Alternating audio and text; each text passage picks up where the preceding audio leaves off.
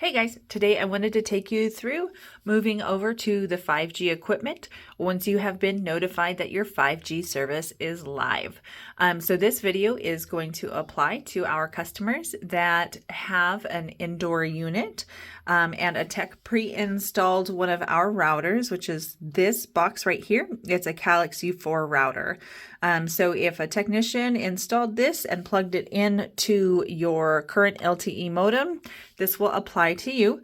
This is going to be for the outdoor units. So you'd be going from an indoor to an outdoor, and the tech installed this inside. So for one of our indoor units, these are the most popular. This is the BEC MX210. There is also a green packet, which is white and green. And then there is also a Ridge Wave, which is like a silverish gray color.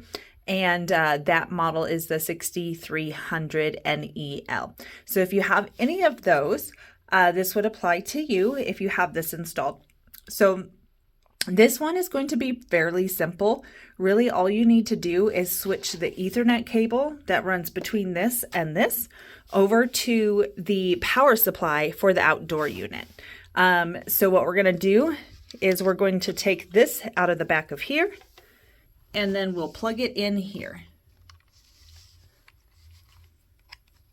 Just like that.